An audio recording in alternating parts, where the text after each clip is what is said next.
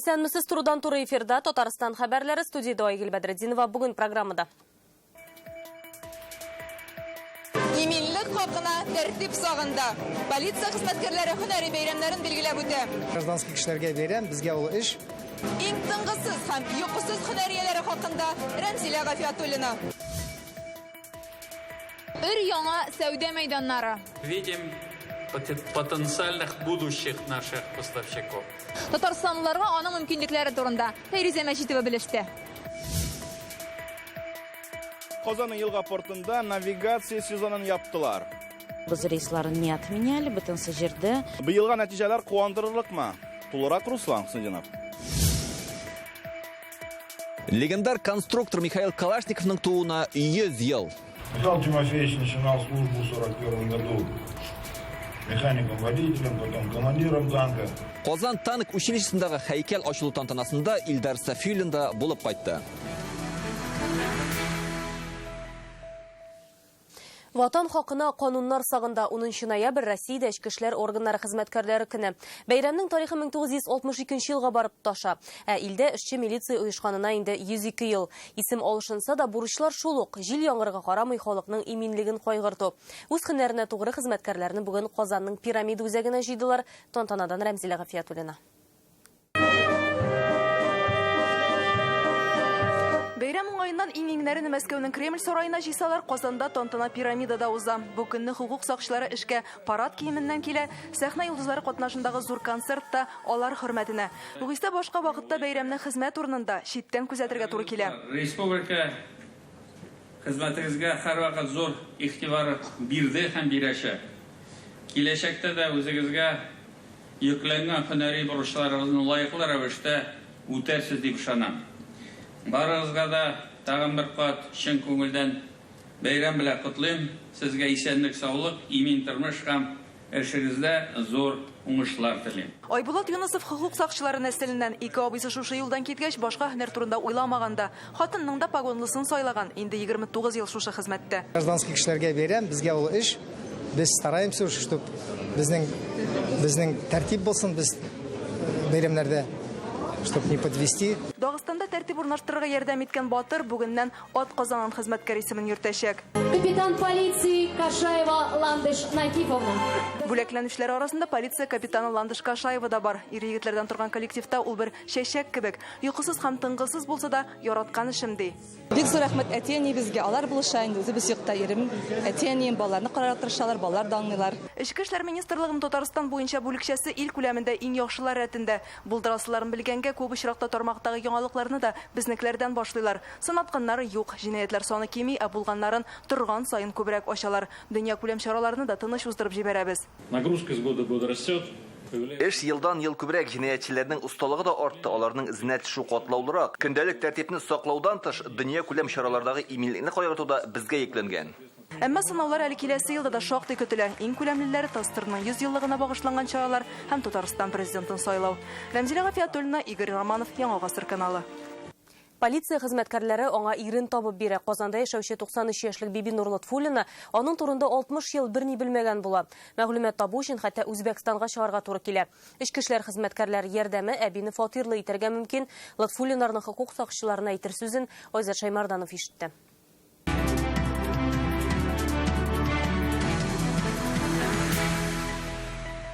Соғышта болды, ранен булып кайтты. Бибинур әбигә 93 яшь инсульт кичергән. Ире белән алар бер авылдан булалар. Рәшит Лутфуллин Бөек Ватан сугышында катнашкан. Бәхет эзләп Үзбәкстанга китәләр. Ташкентта өйләнешкәнбездер. Анда тормык бер хәйран. Шактый тормык Ташкентта. Ташкенттан соң Татарстанга кайталар. Балалары туа, ләкин ярты елдан Рәшит абый Үзбәкстанга китә дә элемтә югала. 60 ел уза. Быел җәй гаилә ярдәм сорап полициягә мөрәҗәгать итә. 20 көн эчендә Рәшит Лутфуллин турында мәгълүматны табып та бирәләр. 98 елда Үзбәкстанда вафат булган ачыклана. Сложность заключалась вообще в том... Үзбәкстан һәм башка БДБ-ләре белән эшләү вакытны күп ала. Бу юлы тизрәк эшли алдык. Үзбәкстандагы хезмәттәшләр белән телефон, WhatsApp аша элемтәдә тордык. Бу чыннан да зур ярдәм, чөнки Лутфуллиннар гаиләсе начар шартларда яши. Сугыш ветеранының тол хатыны буларак, кызлары инвалид та әле.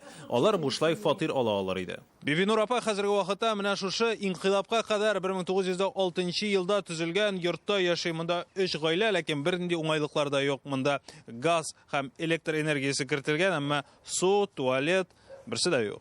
Полиция хезмәткәрләре әйтүенчә, иң кыены документларда була. Ташкентта теркәлгән өйләнешү шәһадәтнамәсендә Рәшит Лутфуллинның фамилиясе хата белән язылган. Кайдадыр у, кайдадыр о. Документларда свидетельство о регистрации бракта, военкоматовские данныйларда, анда бар немножко ошибкалар. Хәрефләре, ана үзгәрергә кирәк, үзгәртергә кирәк, или как там исправить кирәк аларны. Судтан буенча. Судта да полиция вәкилләре бу гаиләгә ярдәм күрсәтергә әзер. Лутфуллиннар аларга рәхмәт әйтеп, Россия ичке эшләр министры Владимир Колокольцевка хат та юллаган инде. Айзат Шаймарданов, Алмаз Зиядинов, Яңа Гасыр каналы. Полиция хезмәткәрләренә халык нәрсә өчен генә дә рәхмәт әйтми. Мисал өчен 10 октябрьдә полиция хезмәткәрләре Михаил Каморин һәм Ленар Хабибрахманов янгын сөндерү җиңсәсе ярдәмендә Түбән Камада смена сәүдә үзәген ут чылгап алудан саклап кала. Шул рәвешле корбаннар булуга юл куелмый. Ә менә Кама тамагыннан гаилә Казан ЮХИДИ хезмәткәрләренә рәхмәтле. Юлда йөкле хатынның тулгагы башлана. Инспекторлар ярдәмгә килеп машинаны хастаханәгә кадәр озатып баралар. 25 градуслы зәмхәрир кышкы суыкта М7 федераль трассасында машина ватылып кала. Ярдәм күрсәтергә бары лейтенант Виталий Яковлев кына туктый. Ул үз һөнәренең лаеклы вәкиле, аның эшен билгеләп үтегез, дип Ичке эшләр министрлыгына мөрәҗәгать итә коткарылган хатын-кыз. 90-нчы елларга әйләнеп кайтмыйбыз, хәзер үзара сугыша торган төркемнәр юк. Татарстан полициясе җитәкчесе урынбасары Павел Серов белән әңгәмәне «Реальное время» интернет газетасыннан укый аласыз. Аның автоматы бүген дә армиядә, ә исеме күңелләрдә. Мәшһүр конструктор Россия герое Михаил Калашниковның тууына 100 ел. Юбилей уңайнан Казанның танк училищесында аның истәлегенә һәйкәл ачтылар. Бөтен дөньяда иң ышанычлы дип танылган утлы корал уйлап табучының тормыш юлы танклар белән ничек бәйле. Илдар Сафиуллин белә.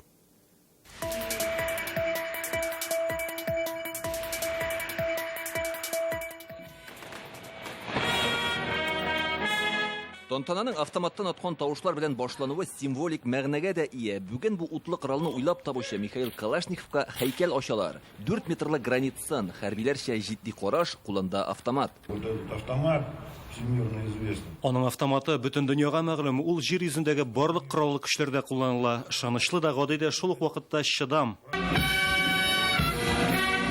Михаил Калашников Россия герое. Автоматы гына түгел, пулемет һәм башка кораллары бөтен дөньяга таныш. Коралның ышанычлы булуы төрле шартларда исбатланган. Когда я был курсантом военного училища, Мин курсант булганда безнең укытучы автомат алды һәм коралны суга салды. Аннан соң кумга ташлады, таптады. Аннары берни булмагандай кулын алып атты һәм мишенга тидерде.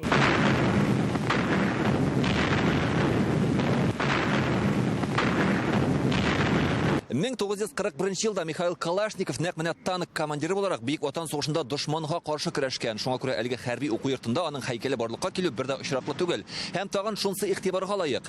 Әлеге училищесенең нәкъ менә шушы бинасында хәрби корал кафедрасы урнашкан. Шуңа күрә әлеге һәйкәлнең символик мәгънәсе дә бик зур дигән сүз.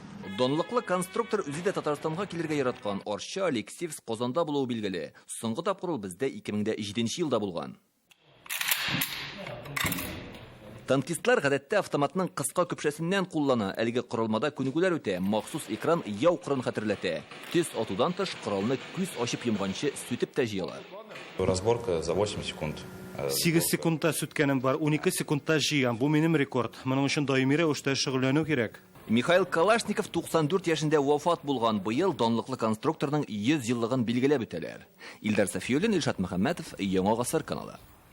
Интернет аша заказ бирүчеләргә товар тизрәк килеп җитәчәк, халык көндә керә торган азык-төлек кибетләре киштәләрендә ризыклар ешрак алышыначак. Бүген президент Рөстәм Миңнеханов Казан шитендә Яшел Үзән районында яңа салынган складны карады һәм интернет сәүдә өчен яңа төзелешкә старт бирде. Яңа мөмкинлекләр турында Фәйрүзә Мәҗитова.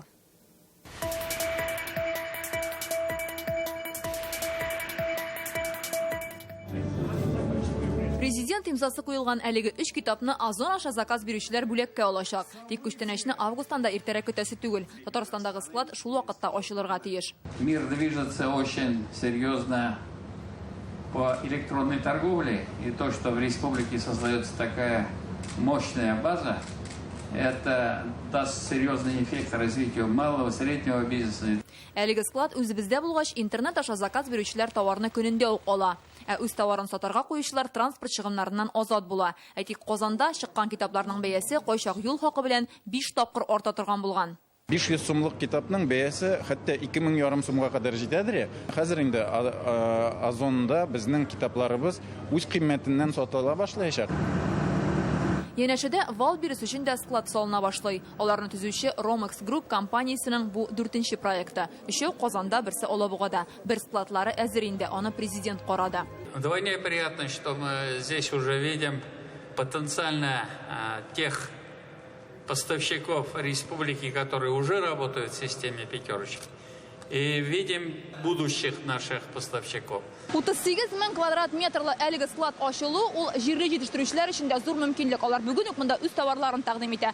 Казылык, сөт продуктлары, сыр. Әлеге кибетләр шелтәрендә Татарстан фермерларының товарлары 30% тәшкил итәргә тиеш. Монда китерелгән азык-төлек белән 700 кибетне тәэмин итәчәкләр. Яшел Үзәннең Мизинова авылы эшмәкәре уларның берсендә үз продукциясын сата башлаган. Они нас пригласили как фермерские продукты. Безнең өчен бу тәкъдим отышлы кибетләргә кергәч, безнең сатып алучылар арта, безнең продукцияны белә башлыйлар. Аның янәшәсендә казылык җитештерүчеләр, аларның кибетләргә керү теләге бар-барын, тик шикләнәләр. Аларның штрафлары бик зур, требованиялары безгә куркыта торган. Яңа ачылган үзәктә хәзер 400 кешегә эш урыннары булачак. Интернет кибет үзәкләрендә ачкач 1000-гә җитәчәк. Яшел Үзән районыннан Фәрүзә Мәҗитова, Марат Зәйдуллин, Яңа Гасыр каналы. Түбәнкам районы Елантау авылында яңа понтон күпер барлыкка килде, аны кышка алып та куеп була. Шишма елгасы авылны икегә аерып тора. Нинди эш чыкса да икенче ярга чыгарга кирәк. Күпер сорап халык депутат Руслан Гыйздатуллинга мөрәҗәгать иткән була. Үзенчәлекле кырылманы Илшат Аюпов күреп кайтты. Понтонный мост в селе Елантово открыт. Дисте еллар буе көтелгән куанычлы вакыйга бу. Иске басма тәмам яраксыз хәлдә була.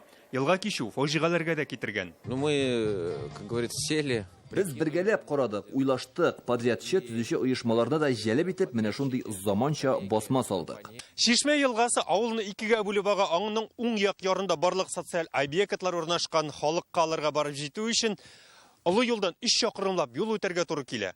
250 кеше бу якта, 270 кеше тиякта тора, примерно напополам. Где-то халык яшиләр. Бөтен социальный объектлар безнең бу якта. Мәктәп, садик, дом культуры. Яңа күпер понтонда тора, аны кышын буз каткач алып язгы ташудан соң кабат куеп була. Шулай итеп, авылда социаль инфраструктура мәсьәләсе хәл ителә. Мәктәбебездә 54 бала укый, и аларның яртысы авылның теге ягында яши. Соңгада калучылары булды. Хәзер менә шул проблемалар шишеләр дип уйлыйбыз. Әлеге зур вакыйга уңайыннан мәдәният йортында концерт. Сәхнәдә Таиф компаниялар төркеменең ТГК-16 оешмасы хезмәткәрләре. Елга юлы ябылды, димәк җәйге сезон тәмам. Бүген Югары Ослан районыннан Казан елга портына бу елның соңгы теплоходы килде. Татфлот оешмасы өчен бу яз катлаулы була. Идел сайкан чакта югалткан туристларны әле хәзердә исәплиләр. Беренче нәтиҗәне Руслан Хөснетдинов ишетте.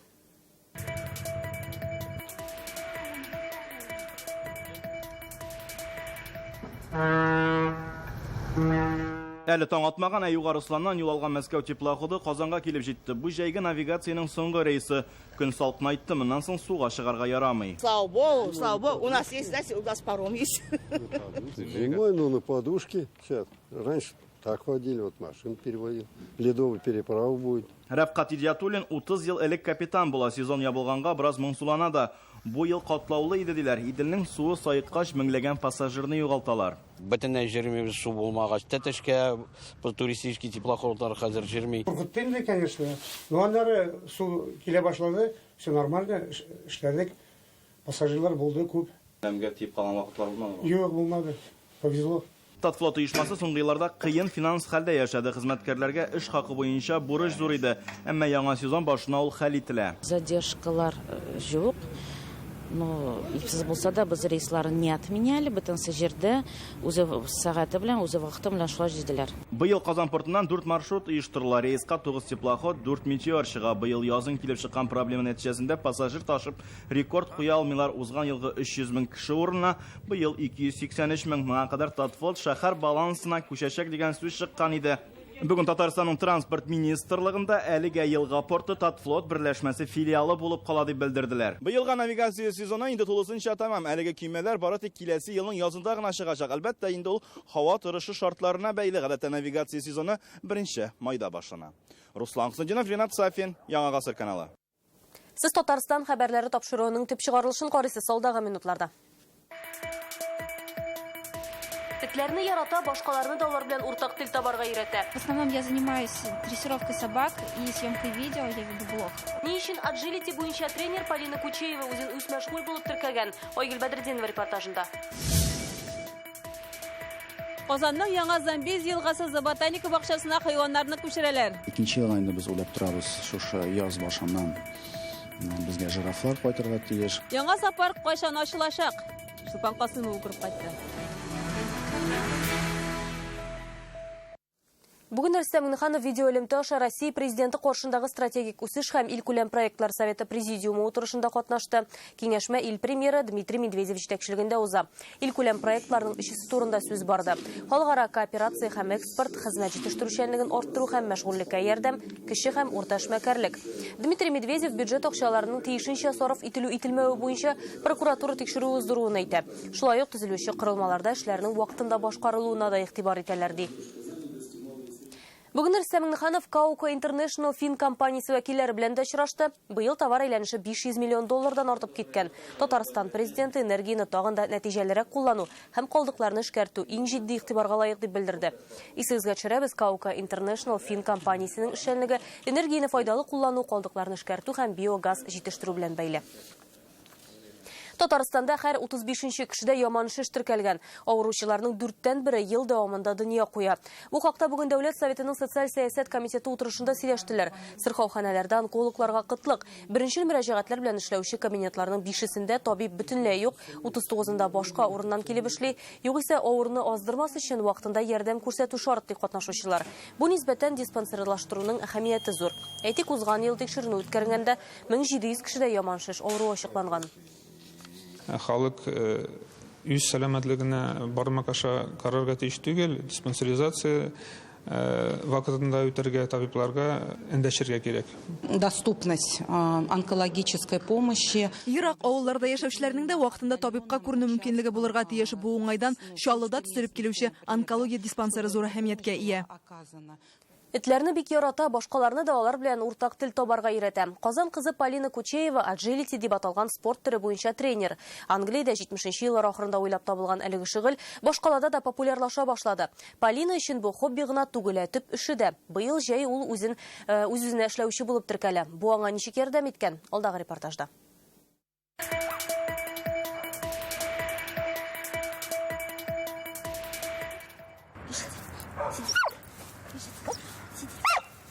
Аның буйрыкларын төгәлү тиешенки үзенә дә ошый. Agility дип аталган спорт төренең максаты да шунда. Эткә дә, хуҗасына да күңелле булсын.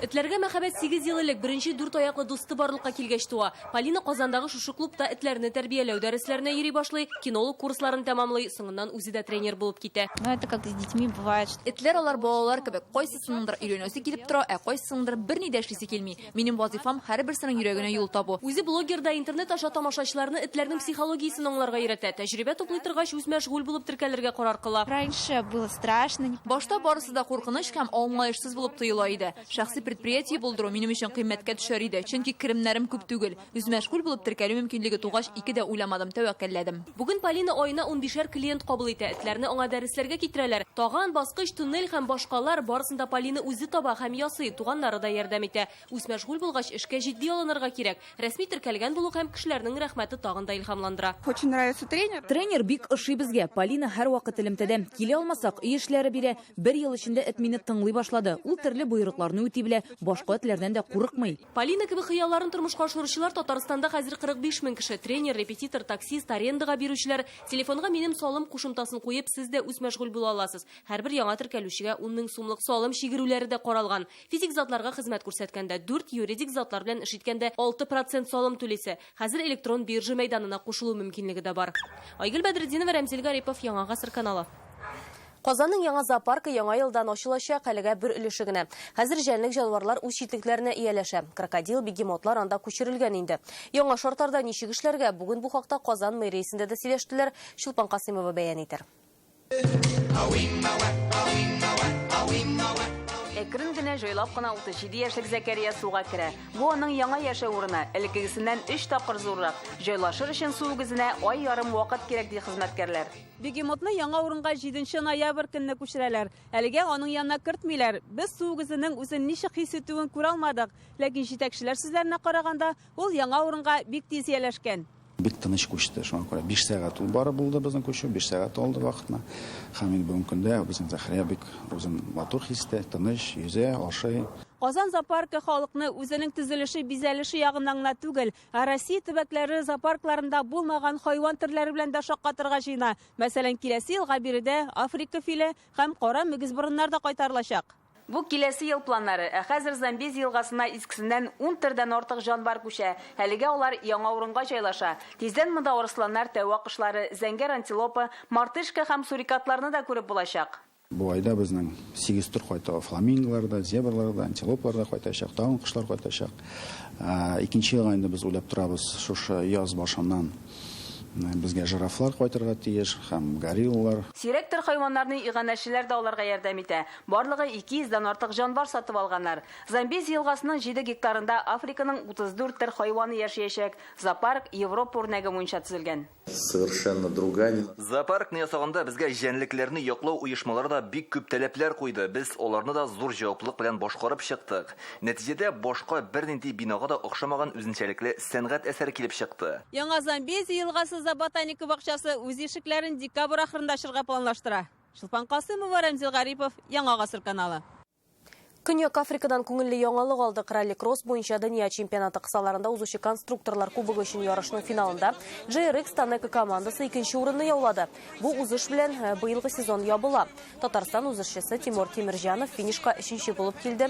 Көньяк Африкадагы җиңү Казан спортчысы өчен әлеге сезонда 2нчесе. Тимирҗанов белән бер командада чыгыш ясаучы Николас Кронхольм ахыргы әйләнештә җиңде. Шулай итеп, гомуми тырышлык белән JRX Танека командасы көмеш медальле булды. Ралли-кросс буенча дөнья чемпионаты киләсе елның апрель айында башлана, яңа сезон Барселонада башланачак. Мәхәббәт тарихы шул ук, әмма куелышы башкача. Камал театрында бүген Зәңгәр шәл вокаль-хореографик спектакльнең премьерасы. Бу юл рольләрне җырчылар башкара. Бу минутларда театрда хәбәрчебез Гөлназ Сайфетдинова эшли. Гөлназ, җыр биюгә корылган куелышта Булат белән Мәйсәрә тарихы ничек яңара? Тамашачы спектакльне ничек кабул итә? Хәерле кич, Айгөл, сезонны Зәңгәр белән гөрләтеп ашып җибәргән Камал театрына бүген шушы спектакльнең яңача куелышын карарга тамашачы җыелды. Казан бию ансамбле филармония артистлары белән берлектә Булат һәм Мәйсәрәнең тарихын үзгәртмичә яңа төсләр белән баета. Сәхнәдә театр артистлары юк, җыр сәнгате һәм бию сәнгате осталары, әмма сүзләрдән бөтенләй үк баш тартмыйлар. Монда 6 дистәдән артык артист, Казан Нуры оркестры, Салих Сәйдәшев музыкасы. Спектакльдән үзек карарга һәм артистларның фикерләрен тыңларга тәкъдим итәм.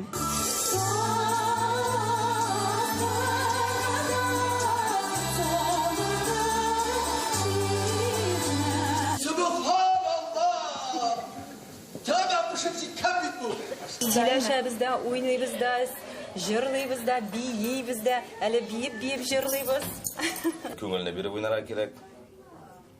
Мәхәббәтне дә уйнарга кирәк. Ул бит инде Булат 2 ел шахтадан әйләнеп кайткач, сагыну, бүтән хисләрне биреп уйнарга тырышабыз инде. Бик зак кына мин тәҗрибә җыйдым, бик курктым. Ничек булыр икән классик әсәргә мөрәҗәгать итсәк. Безнең җырчыларыбыз да бит шактый, аларны да сәнгатькә тартасы килә. Менә шундый рольләр биреп карадык. Нәрсә килеп чыккандыр бит, халык әйтер сүзен. Спектакль Россия буйлап гастрольләр кысаларында да куелачак. Камал театры сәхнәсе әле иртәгә дә җырлы биюле Зәңгәр шәл карамагында булачак. Айгөл. Рәхмәт, Гөлназ. Безнең белән турыдан-туры элемтәдә хәбәрчебез Гөлназ Сайфетдинова иде. Әлеге сәгатькә шундый мәгълүмат, спорт яңалыкларын минем коллегам Илдар Сафиуллин җиткерер. Илдар, хәерле кич. Хәерле кич, Айгөл.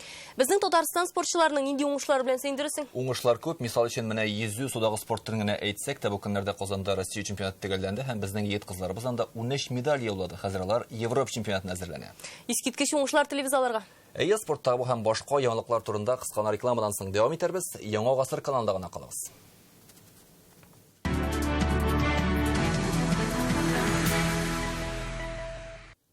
Qozan суы Татарстанларға уңыш кетерді. Бұл күндерде башқалабызда yüzü бойынша Россия чемпионаты ақырына якынлашты. Республикабыз егет қызлары анда 10-тен артық медаль яулады. Татарстанның 4 yüzүчісі Бейік Британияда өтірге тиішті Европа чемпионатына юллама алды. Есіңізге біз бұл күндерде Qozanda судағы спорт түрлері бойынша ил көлеміндегі ярышлар өтті. Республика егет қызлары анда 13 медаль белән бүләкләнгән. 3 алтын, 2 көмеш һәм 8 бронза. Моннан тыш бір рекорд та башкарылды. Вероника Андрусенко 400 метр ораны 3 минут 58 секундта өтті. Команда исәпләре буенча татарстанлылар Мәскәү һәм Санкт-Петербург коллективларына гына оттырып 3нче урынны яулады. Хәзер иң җитез yüзүчеләр Европа чемпионатына әзерләнә. Ул декабрь айында узачак. Уникс баскетболчылары ВТБның бердәм лигасы кысаларында чираттагы уенны үз паркетында үткәрде. Безнекеләрнең көндәше Түбән Новгород командасы иде. Нәтиҗә безнекеләр файдасына 89-85. 13 ноябрь көнне безнекеләр Европа кубогы ярышында Словениядә Олимпия коллективы белән көй сынашачак. Хәзер волейбол турында мәгълүмат. Менә Зенит Qozan волейболчылары җанатарларны җиңү белән шатландыра алмады. Алар суперкубокны кулдан ычкындырды. Потенциалом сумасшедшим, с перспективами. Команда өметле, җиңүгә омтылучан, ләкин бу нәтиҗә без теләгәнчә түгел әлбәттә. Ул тамашачыларны да безнең җитәкчеләрне дә канәгатьләндермәй. Без кулларны селтәмәячәкбез. Нәтиҗәдә Кузбасс командасы үз тарихында беренче мәртәбә суперкубокка ия булды. Эмоции зашкаливают. Хис кичерешләр искиткеч. Иң беренче чиратта уен тамашачыларга ошагандыр дип уйлыйм. Бик киеренке, каршылыклы ярыш булды. Зенит Qozan командасын алда җитди һәм җаваплы уеннар көтә. Россия чемпионаты, дүртлек финал һәм чемпионнар лигасы. Хәзер тиз арада хаталар өстендә эшләргә кирәк. Иң мөһиме кәефне төшерергә ярамый. Әлегә менә шундый яңалыклар иде. Игътибарыгыз өчен рәхмәт. Исән сау булыгыз.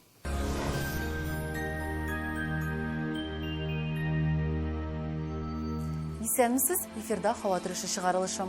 Сүзне Ганәчнең мәгълүматыннан башлап җибәрәбез. Яңа шкаф купе турында күптән хыялланасызмы?